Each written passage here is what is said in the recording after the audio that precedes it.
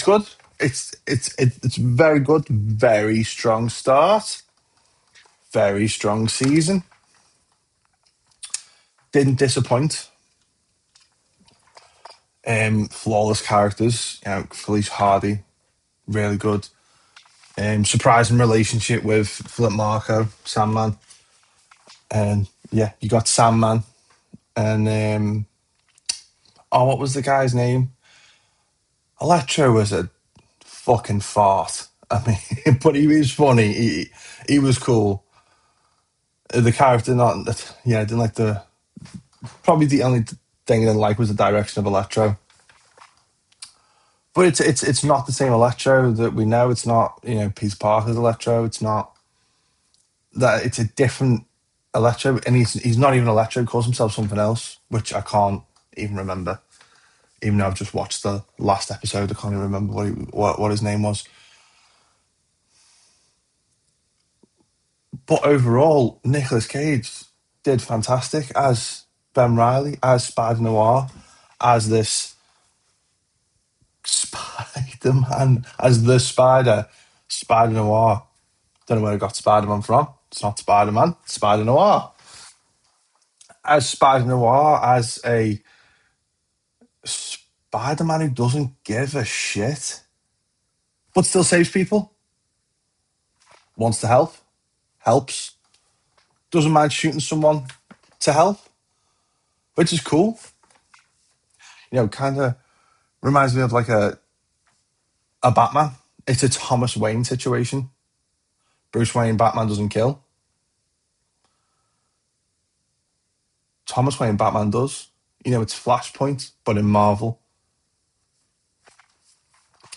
Marvel, they just called it extended universe, multiverse, Spider-Verse. Like the Spider-Verse is coming to the TV. Like technically this is the first show of the Spider-Verse coming to TV. There's a live action Spider-Verse is what this is building up to. And it should build up to that because that would be a horror TV show in its own right. I mean, Morlun alone is a horrible villain.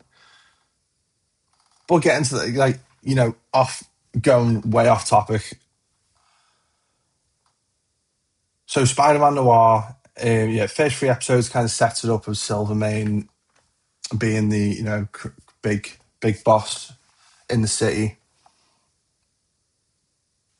and showing you all about how he owns the city, how he controls it, what the city's going through with the Great Depression, and bits and bobs of an origin story forming of why he doesn't want to be Noir, why he doesn't want to be the Spider again, mainly because of the death of a loved one. You find out later on that he couldn't save her; she drowned.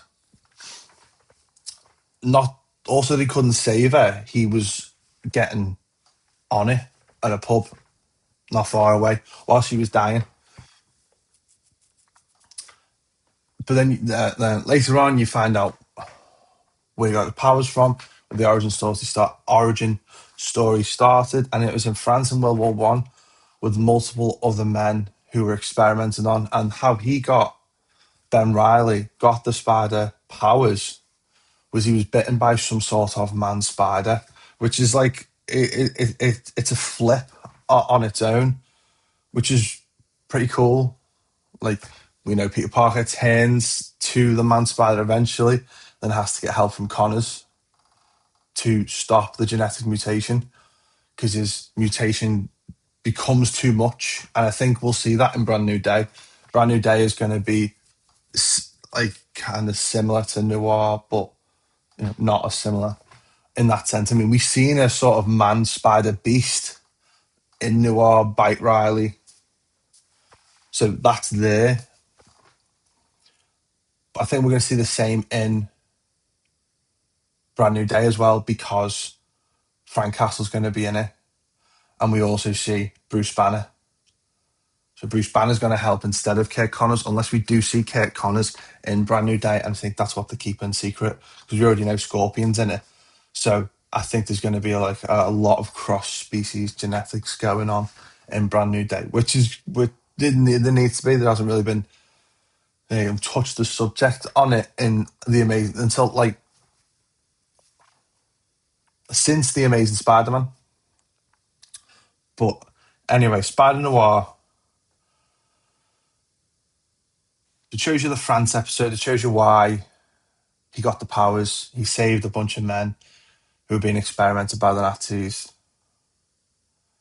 You see the man Spider, and you see how you see the people who he's fighting in the cities. So Sandman, Electro, Tombstone, Lonnie. They were all at the camp as well.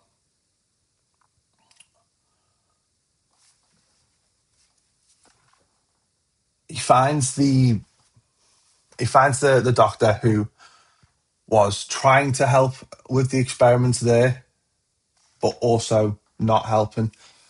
She kept most of the failed experiments as probably research, but it looked grim. It looked like a horror show.